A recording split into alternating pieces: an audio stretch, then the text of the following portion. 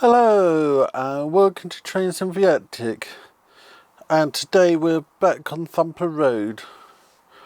Instead of doing any detailing work or a running session, I actually want to look at the electronics on the underneath of the layout so that I can give people ideas of how to do it themselves, as this is a DCC layout with a separate lighting circuit. So what I'll do is we'll do the titles, and then I'll turn over the layout after I've taken a few bits off, and then we'll be able to talk about what there is. So let's start with the titles, and then I'll be back.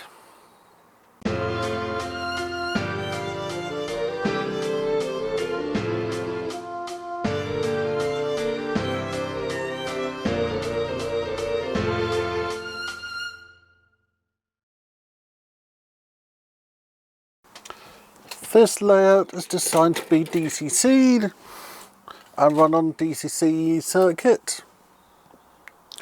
So it just have two wires coming to it for that. But we also have a few lights. So we should also have a light there, but I managed to break it. If I plug this plug in, like so, or even like so, you can see that the layout is now lit. You have two lights in the building just there, and then you have two street lights. Those are an independent analog system, and they use the Woodland Scene just plug system. So what I'll do is I'll pause you, and then I'll turn the layout on its back. Normally I wouldn't advise doing that, but as I know how this is wired up, it won't cause any harm.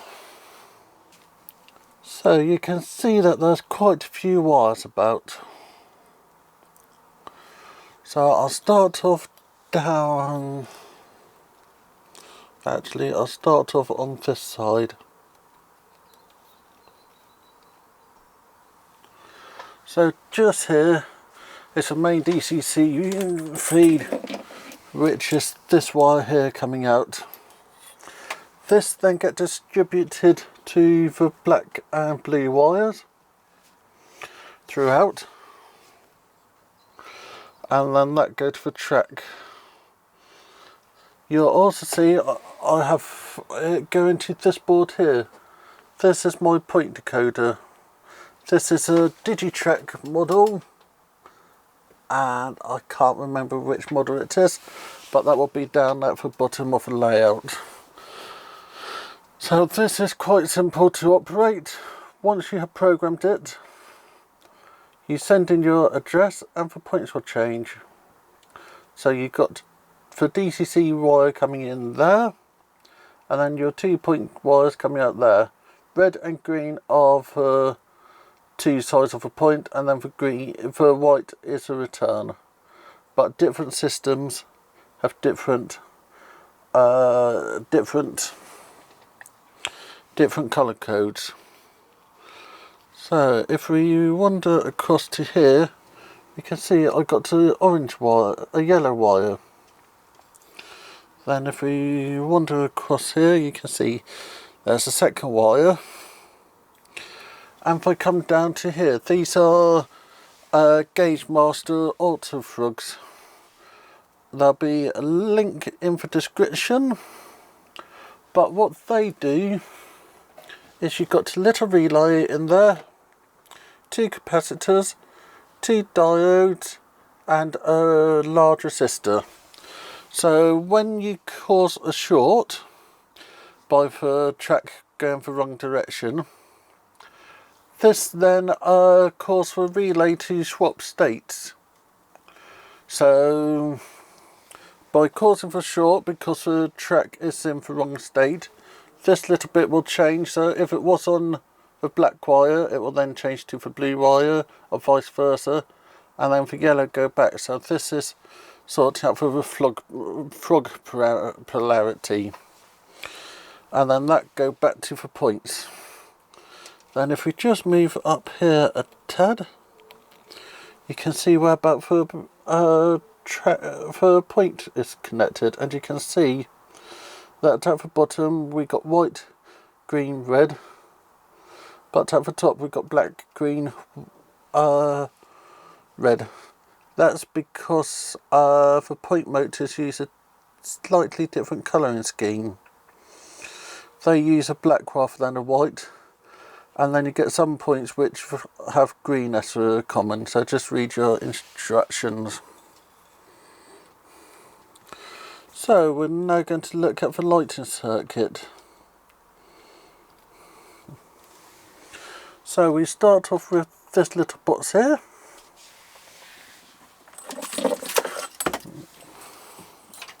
Which is fed by this transformer. This then have four outputs and a control. The control run to that switch there. I then have, which is this one here, which can be tied off quite nicely and put to one side. So we then have two outputs here. This go to the lights in the building.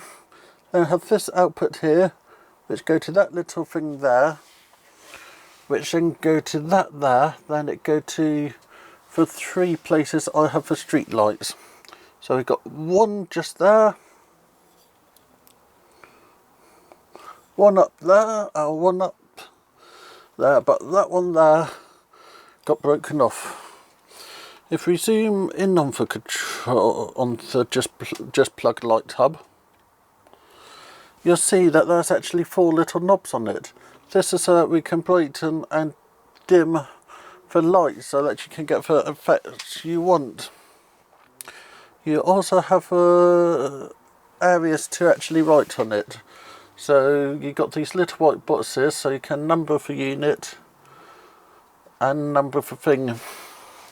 If you just want it to be permanently on, you have a little wire you put in there, which I mean when it's plugged in it's on, and when it's not plugged in it's not on. But I wanted to switch on the back so that I could choose how it's being operated. So you can then see all the wires feed off. In places I have got the plastic terminals, or chop blocks as they're sometimes known as, and as far as I could I tried to break the wiring into the two sides. So we do have one wire crossing here for that, and we do have one wire crossing here for those. But all the DCC wire on that side is fed from this block, all the DCC wire is fed from that block, and then you just have a feed wire going across. So I'll put the thing back and then we can have a bit of a look at it again on the top. This is our street light, just there. And then we have two lights in this building.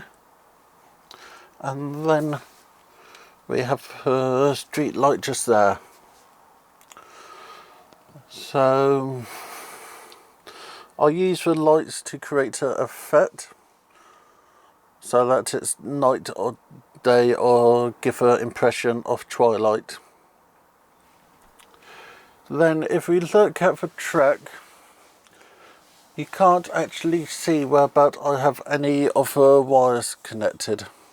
I'll just pause the camera and move you.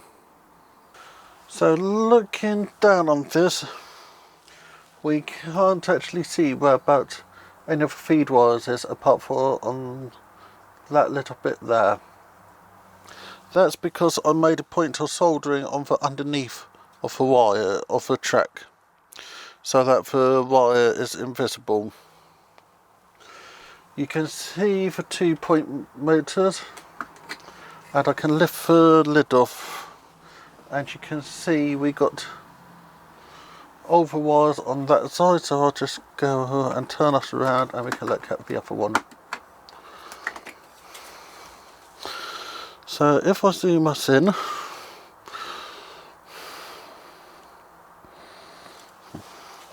You can see we've got 3 wires coming in. We've got a red, a green and a black. The black is a common return, and then you've got the green and red, which are the electrifying wires.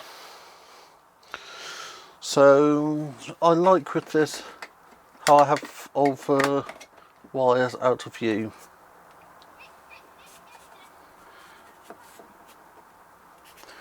And the last thing I can show you, if I zoom out, is the light that I broke.